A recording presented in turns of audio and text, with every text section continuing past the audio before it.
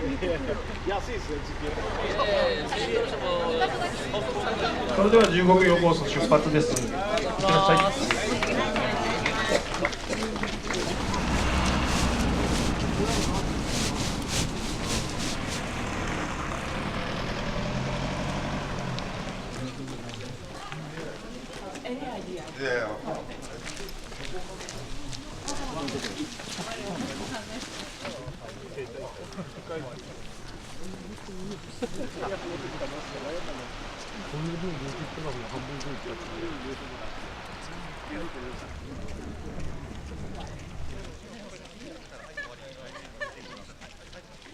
ここはですね、旧北陸本線、大喜利駅跡になります。で、こちらの今、ホームがまだ残ってますけど、これ200メーター、DO1 の動輪です。これ直径が 1.4 メーター、重さが約 2.3 トンあります。これ一つがね。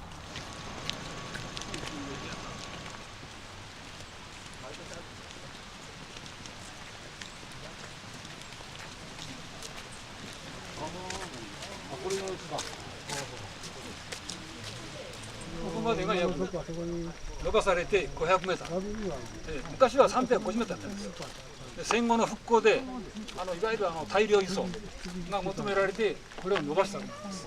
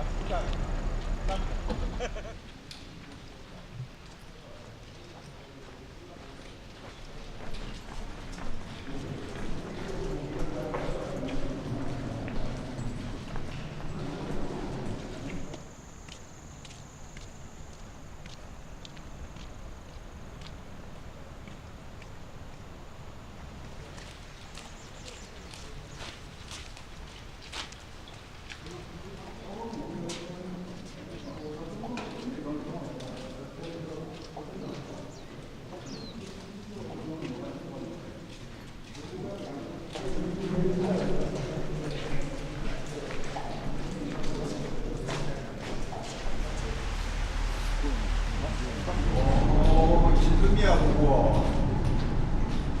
どんな形やな。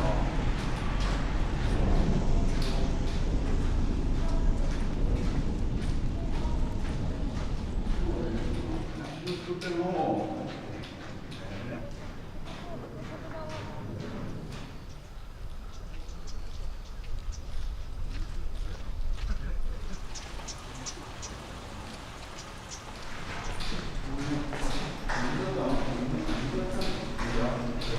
はい、こんな感じで。なんです。要は佐藤ちゃんと一緒やったね。佐藤ちゃんと佐藤事務作業だったし、で自転車か歩きかと思って、15キロだしちょっといい。よかった。